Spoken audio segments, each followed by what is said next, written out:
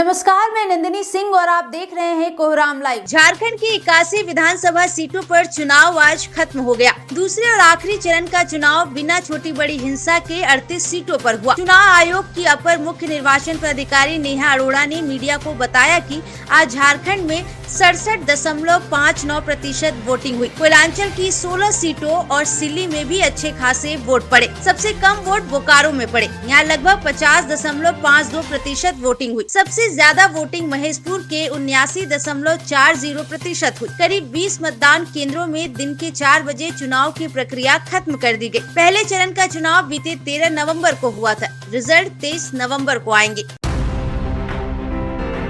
UP के कुंदरकी विधानसभा चुनाव में ड्यूटी में तैनात कुछ पुलिसकर्मियों पर कानून कायदे के उल्लंघन का इल्जाम लगाया गया। पुलिस कप्तान ने इसे गंभीरता से लिया और एक पुलिसकर्मी को सस्पेंड और 3 अन्य को चुनावी ड्यूटी से हटा दिया। सपा के एक नेता ने इन पुलिसकर्मियों पर गंभीर इल्जाम लगाए थे। वहीं दूसरे पार्टी के नेताओं ने इन इल्जामों को अनगढ़ बताया। पुलिस पूरे मामले की तहकीकात कर रही है।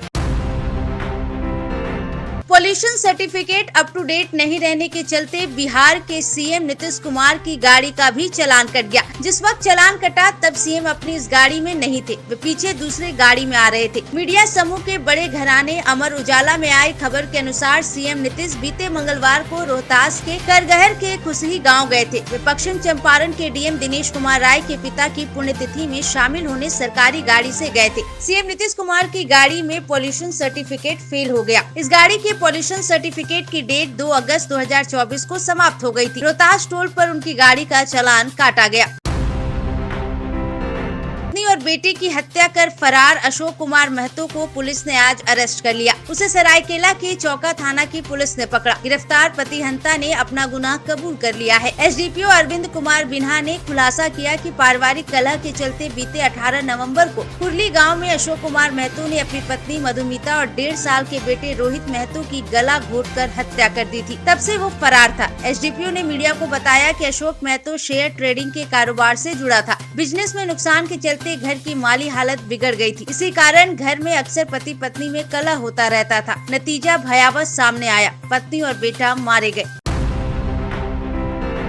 घर की बड़ी बहू के नाम घर नहीं लिखने वाले सास ससुर को मारा पीटा गया। इल्जाम है कि डर भय दिखाकर ससुर विजय कुमार से सादे स्टैम्प पेपर पर साइन करा लिए गए। भुक्तभोगी विजय कुमार अपना दुखड़ा लेकर थाना तक गए, पर उनकी एक नहीं सुनी गई। इसके बाद बुजुर्ग विजय कुमार कोर्ट की शरण में चले गए। इल्जाम है कि बड़ी बहू साधना अपने साथ भागलपुर के ट्रैफिक डीएसपी आशीष कुमार, रौनक सिंह, कुंदन सिंह एवं अनीता सिंह को लेकर आई थी। कोर्ट के आदेश के बाद इन चारों के खिलाफ पटना के कदमकुआं थाने में नामजद प्राथमिकी दर्ज की गई है। ये केस बीते 18 नवंबर को दर्ज किया गया। वहीं डीएसपी आशीष कुमार ने मीडिया में अपना पक्ष रखते हुए कहा कि हाँ, मैं कदमकुआं गया था। मेरी भतीजी के पति और पीड़ित विजय कुमार के बेटे बीमार है। मैं पटना छुट्टी लेकर गया था। इसी दौरान भतीजी के बीमार पति को देखने गया था। मेरी किसी तरह की लड़ाई उनसे नहीं हुई है। ये सभी आरोप गलत है।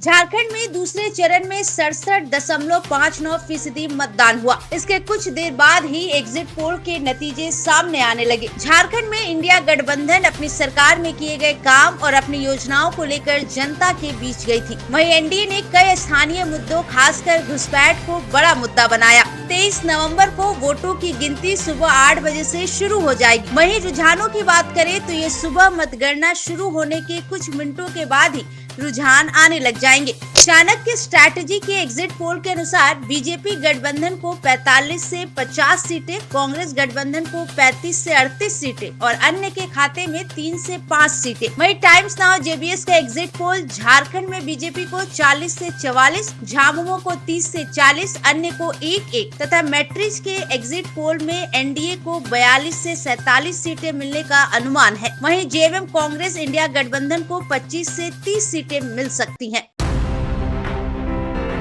झारखंड विधानसभा के दूसरे चरण के मतदान आज हो गए। मीडिया से बातचीत के दौरान गांडे विधानसभा क्षेत्र से जेएमएम प्रत्याशी कल्पना सोरेन ने कहा कि बस इशारा ही काफी है। कहीं न कहीं लोगों ने विकास का रास्ता चुना है और इसके लिए वे बड़ी संख्या में मतदान कर रहे हैं। मतदान के लिए लंबी कतारें लगी हैं। नतीजे भी कुछ दिनों में आ जाएंगे। मैं लोगों के प्यार के लिए उनका आभार व्यक्त करना चाहती हूँ। बिहार में सुबह शाम बढ़िया ठंड होने लगी है, वहीं पारा भी गिरने लगा है।